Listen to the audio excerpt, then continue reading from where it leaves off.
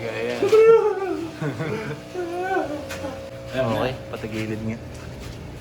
Ayan, may basag siya guys. Basag sa ilalim. Isang linggo daw, lagpas nga. Guys, dumating na. Ano to, ilang gallons? Almost 100. 97 gallons. Dumating na. Okay. Ang aking tagagawa, si Fishness.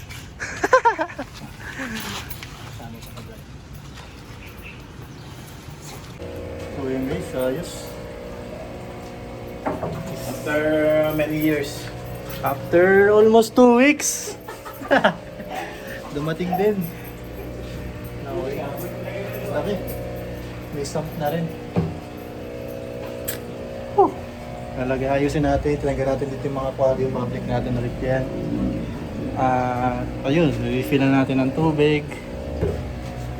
Ay pala, gawa muna pala tayo ng ano, tubo. Ano? Tatanong para ano. Okay. Pubutan natin. Pump para dun sa aquarium. Ay, yung... Lahat yan, pump, lahat, gawa niya ano, Fishness.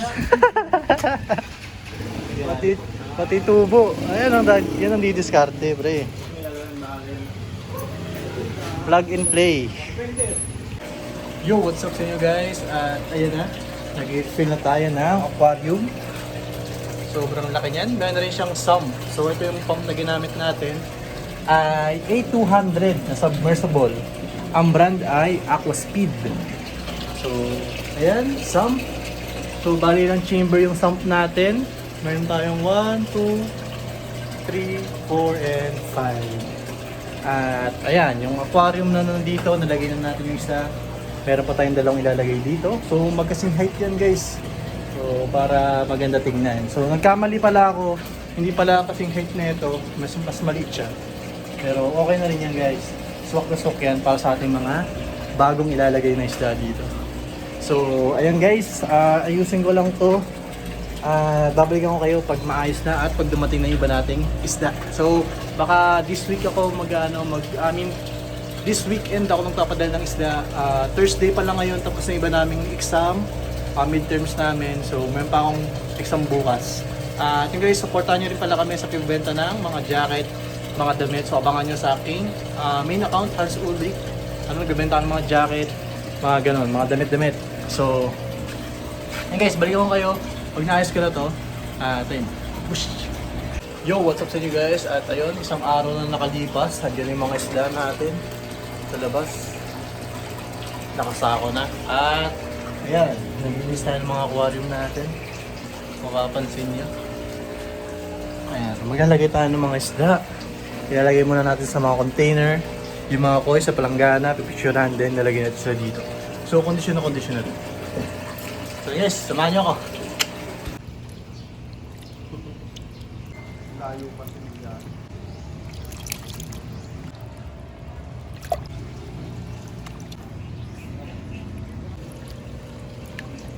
So ayun guys, nandito na yung ating mga isda sa kanya-kanya mga lagayan. Ayan, kung mapapansin nyo, punong-puno yung ating mga aquarium ng iba't ibang isda. So, ayan, ibabak camera ko lang, ipapakita ko sa inyo kung ano mga available nating isda dito.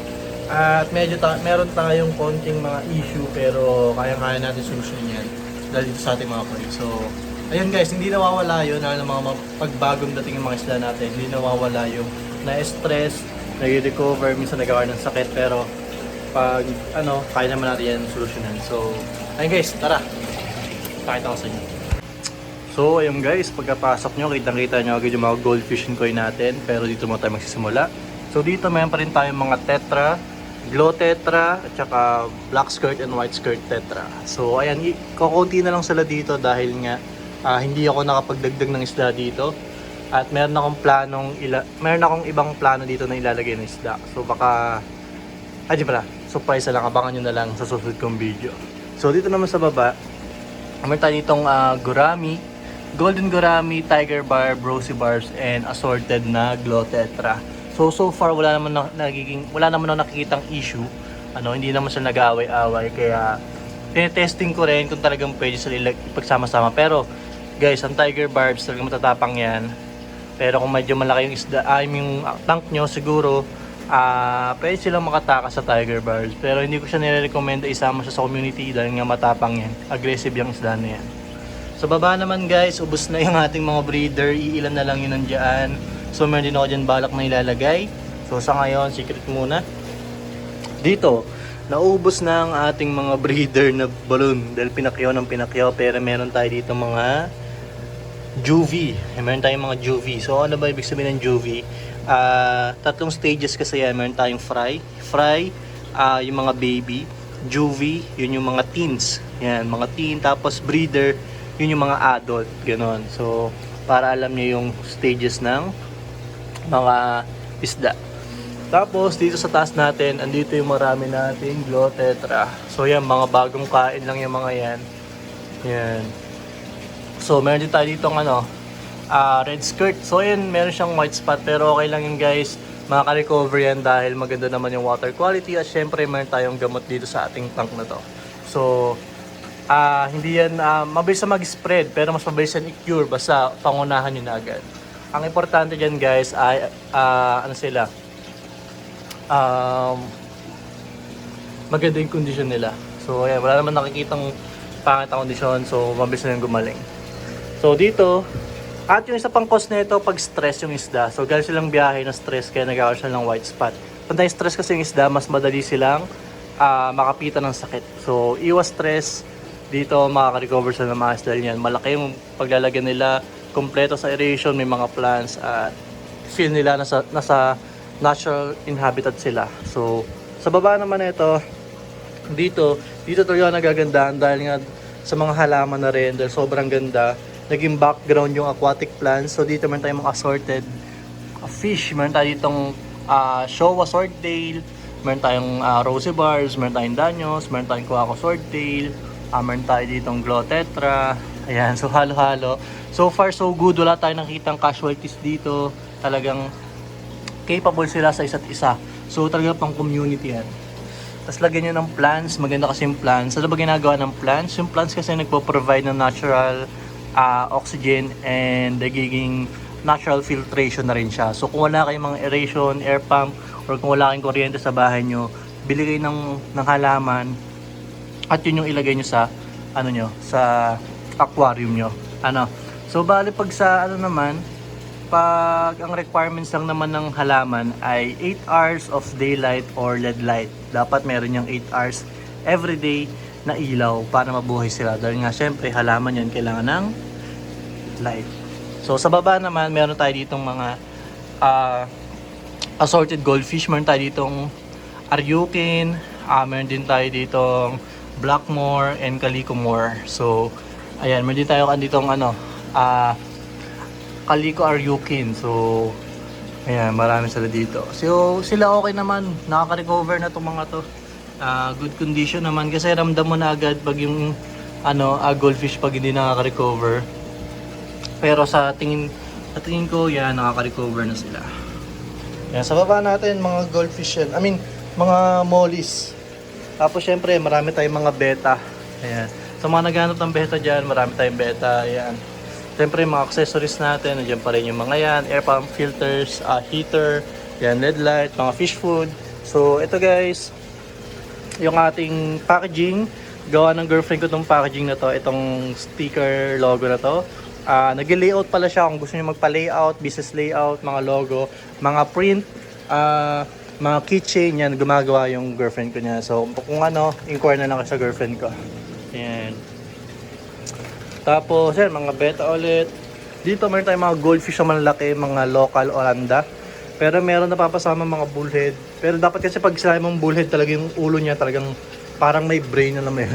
Makikita niyo sa Google yan pag sinearch nyo. Pero ito, mga local lang to. Pero napaka good quality pa rin.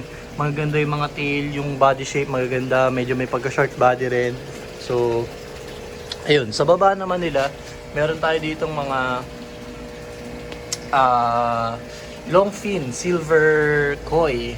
Ayan. Tapos dito mga mollies ulit. Tapos dito naman meron tayo mga shark. Ayan. Mga rainbow shark. Pinag-iwalay ko din. Medyo aggressive yan pag nagkataon. Tapos dito yan, meron tayong mga gurami. So, tiger barbs. Tapos dito naman guys, ito yung nagka-issue sa atin. Nagkaroon sila ng sleeping koi disease. So, napaka ano lang naman yan, napaka normal pag mga bagong ship. Dahil talaga nagkakaganyan. So, ang pinakamagandang solusyon lang dito ay lalagyan nyo ng asin, bababaan nyo yung tubig para yung circulate ng tubig ay mabilis lang. Papansin nyo, ayan, okay naman yan. Kala mo patay sila pero buhay yung mga yan. Talagang sleeping koi. Talagang sleeping sickness, koi disease. Ayan. Pero ayan, makaka-recover naman yan guys.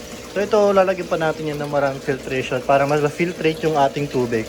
So dito, palit dagdag lang muna ako ng dagdag dahil nga nagkaka-ating koi natin. Pero so far, so good. Wala pa, merong nababawas pero iilan lang. So pag gano'n naman mabilis na makarecover yan. Tapos dito, yung mga gapis natin paubos na rin. Yung mga fry nila, nakuha ko ng mga fry dito, nilipat ko dito. Tapos ito mga danyos. Sa baba meron tayong green glow barb. Ayan. Ayan. So ayan ang ating stock dito sa ating fish room. So yun guys, dito na magtatapos itong video na to at salamat sa panonood at sa patuloy na pagsuporta sa page na to at sa aking YouTube channel. So, ayun lang guys ang naging journey sa ating video na to. Restock tayo at siguro by next week mag-restock tayo ulit at subukan natin mag-restock pumakot ng iba't ibang klase na isda. So, ayun lang guys, happy fish keeping sa inyo, keep safe and God bless. Babush!